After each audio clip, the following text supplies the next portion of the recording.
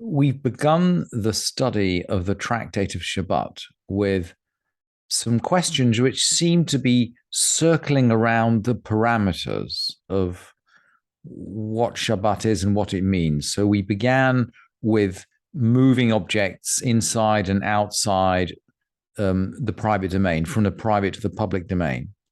We talked about timing issues. These were not issues specific to Shabbat, not sitting down to have a haircut or enter a bath or begin a court case near mincha time until one's davened the tefillah for mincha.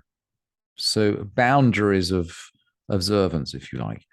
And then we talked about things that we don't do near nightfall, or things that we don't do in case we come to transgress Shabbat.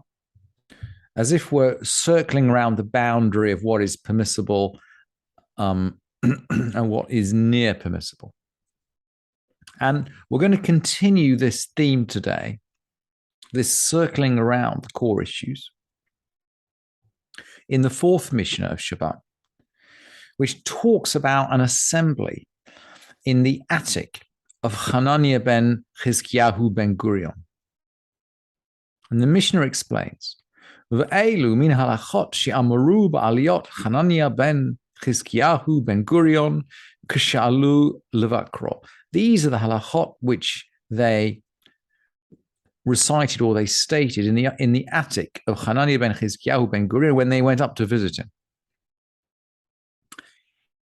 Nimnu, they took account. Beit Shammai, ve'rabu Beit Shammai al Beit Hillel. And they took account, and Beit Shammai outnumbered Beit Hillel. And on that day, they enacted 18 measures. And we know generally the halacha follows Beit Hillel. So to be told that they took a vote and they ruled according to Beit Shammai is surprising to us. There are a limited number of halachot which go according to Beit Shammai, and they're carefully enumerated, mostly in the Mishnah of Eduyot. These 18, are actually enumerated in the Gemara of Shabbat, but the Mishnah does not explain what they are. They mainly relate, by the way, to relationships with non-Jews. But the idea that we rule according to Beit Shammai rather than Beit Hillel is a little bit of a shock if you're used to the regular halacha that goes like Beit Hillel. And I cannot prevent myself from bringing you a tiny little excerpt from the Jerusalem Talmud, the Yerushalmi, when it discusses this Mishnah. And the Jerusalem Talmud reads as follows: Oto hayom haya kasher Yisrael kayom shenaseh bo ha'egel. This day was hard for Israel, like the day the calf was made. And it makes us think, of course, it might make us think about the making of the calf, but if we're talking about Beit Shammai and Beit Hillel, we might also think about the battle between the Leviim and the rest of the people of Israel that took place after Moshe comes down from the mountain. Moshe comes down and he tells the Leviim to go out into the mass of the people and to kill and to slaughter all those who were worshipping the calf. It's a picture of quite literally civil war. What the Gemara is referring to exactly, whether it's referring to the idolatry or to the civil war, we don't know. But the Talmud, the Yerushalmi, makes reference to the day the calf was made, and then it brings the following story. Tana Rabbi Yoshua Onaya. Rabbi Yoshua from Ono taught, Talmidei Beit Shammai amdu lahen milamata. The students of the house of Shammai were standing downstairs. Remember, this conference was happening up in the attic. It was up in the attic that the voting was taking place. But the students of Beit Shammai were standing downstairs. V'hayu horgin b'talmidei Beit Hillel, and they were killing the students of the house of Hillel. Tane. It was taught. Shisha mehen alu v'hashar amdu alehen b'charavot uvi remachem. It was stated 6 of them went up, and the rest were standing around them with swords and with lances. And this little vignette, this is a vignette in the Yerushalmi which is hardly commented. There's a reference in the Shulchan Aruch to a fast day on the 9th of Adar. Maybe this happened on the 9th of Adar. Maybe that fast relates to this event.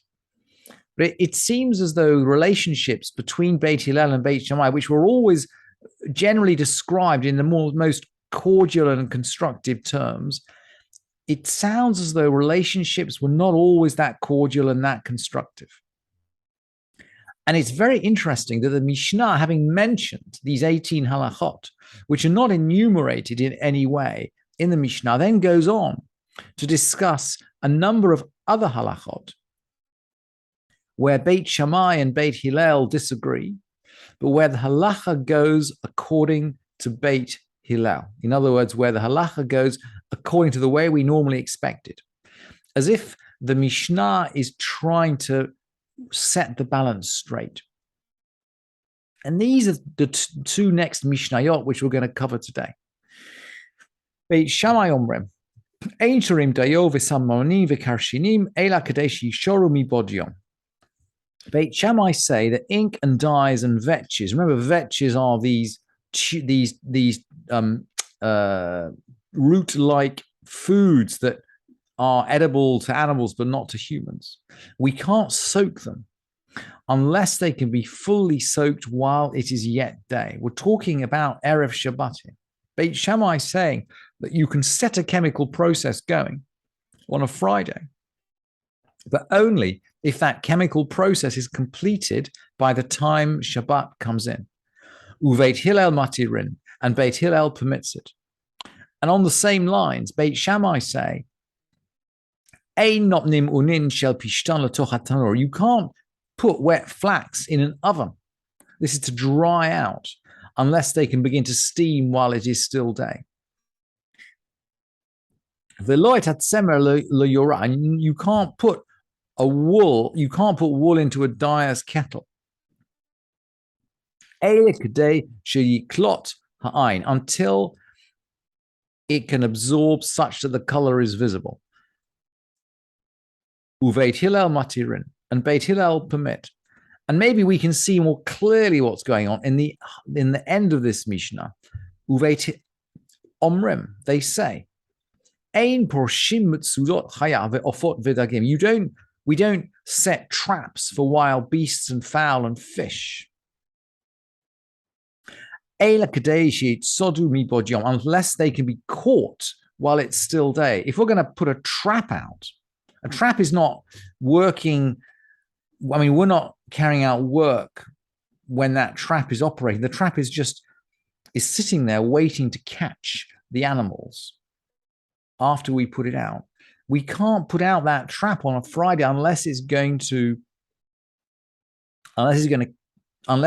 animals are going to be caught while it's still day. And the Mishnah concludes, Uveit Hillel matirin, and Beit Hillel permits it. These are all examples of processes which we might set off before Shabbat begins.